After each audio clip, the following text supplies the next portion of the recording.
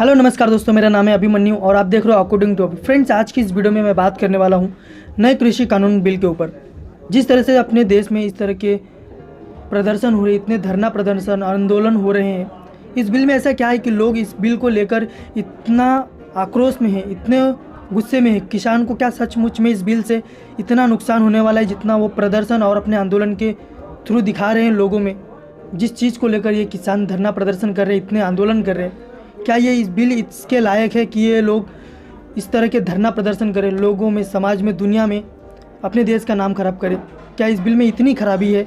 चलिए दोस्तों, वीडियो की शुरुआत करते हैं। आपको बताता हूँ इस बिल में किसको तकलीफ ज़्यादा हो रही है, जिसकी वजह से ये धरना प्रदर्शन और इस तरह के आंदोलन हो रहे हैं। दोस्तों आपको बता दूँ कि इस बिल से तकलीफ उन छोटे किसानों को नहीं है, बल्कि इस बिल से तकलीफ है उन बिचौलियों को जो कि किसान और व्यापारियों के बीच में रहकर किसानों से सस्ते में माल खरीदकर, सस्ते में उनकी फसल खरीदकर महंगे में व्यापारियों को उस फसल को बेचा करते थे। उनको अब डर है कि कहीं अब ये किसान और ये व्यापारी दोनों मिलकर आपस में ही इस फसल, इस जो भी अनाज की डीलिंग होगी खुद ही कर लेंगे, तो उनको कमीशन कहाँ से मिलेगा, उनकी रोजी रोटी कैसे चलेगी? इन्हीं बिचौलियों की वजह से इन गरीब किसानों को उनके हिसाब से उनका दाम नहीं मिल पाता था, उनके मेहनत का पैसा नहीं मिल पाता था, जो दिन रात मेहनत करके अनाज को उगाते थे। यही मेन चीज़ है जो इस बिल से इतना तकलीफ़ हो रहा और ये बिल इनको इतना खटक रहा है। और ये आंदोलन, इनका मेन मकसद नहीं है कि ये इस कृषि कानून बिल को हटाए, बल्कि इनका मेन मकसद कुछ और है। ये कृषि कानून बिल को हटवाना तो इनका एक पहला स्टेप है, पहला लेवल है जिसको ये कंप्लीट करना चाहते हैं। जैसे ही केंद्र सरकार इस बिल को खारिज कर देगा, इनका डिमांड बदल जाएगा, इनका अलग से अपना जो मेन मकसद है उस मेन मकसद पे आ जाएंगे जो ये चाहते हैं। आप समझ सकते हैं ये जो आंदोलन करवा रहे हैं, इनका मेन मकसद क्या है इस आंदोलन के पीछे। वरना मुझे तुम ही बताओ, किस गरीब किसान को इस बिल से तकलीफ होगा? उसको सही दाम खुद लगाना है अपने फसल के हिसाब से, सामने वाले को खुद बताना है कि मैं तुमको इतने में ही बेचूंगा।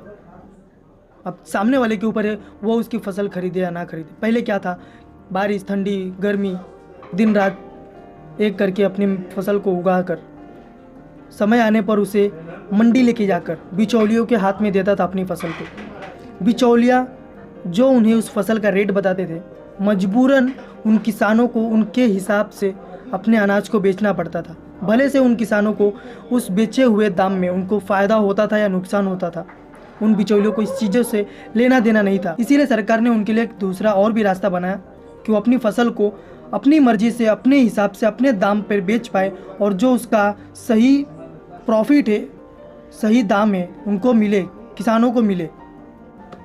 आप लोगों को फिर से मैं एक बार बता दूं कि ये जो नया कृषि कानून बिल है, ये पहले के कृषि व्यापारिक नियमों को बदल नहीं रहा, बल्कि उस नियमों के साथ साथ ऑप्शन में यह नियम भी चलने वाला है, ताकि अगर किसान चाहे तो अपने मर्जी से मंडी में जाए, चाहे वो अपने मर्जी से किसी के साथ पर्सनली, प्राइवेटली कॉन्ट्रैक्ट करके अपने फसल को बेच सकते हैं। इस बिल से किसी भी किसान को तकलीफ़ क्यों होगा? ये बिल तो उन किसानों के लिए और भी कई रास्ते बना रहे हैं जो कि उनके लिए ऑप्शनल है। उनका पहला रास्ता बंद नहीं हो रहा है, बल्कि उस रास्ते के साथ साथ और भी कई रास्ते बना रहे हैं। अगर वो चाहे तो उस रास्ते पर चले, वरना जिस रास्ते पर पहले से चलते आ रहे आप उस रास्ते पर भी चल सकते हैं। सरकार उस रास्ते को बंद नहीं कर रहा है, यानी कि सरकार मंडी को नहीं हटा रहा है। मंडियों में भी आप बेच सकते हो, मगर आपको एक और ऑप्शन मिला है कि आप डायरेक्टली कॉन्ट्रैक्ट कर सकते हो किसी भी व्यापारी से अपने अनाज को बेचने के लिए, अपने दाम में बेचने की। तो दोस्तों आप लोगों को इन चीज़ों को ठीक से समझने की ज़रूरत है। किसी के बहलावे फुसलावे में ना आकर, बल्कि किसी चीज़ का विरोध करने से पहले उसके बारे में ठीक से जान लेना चाहिए।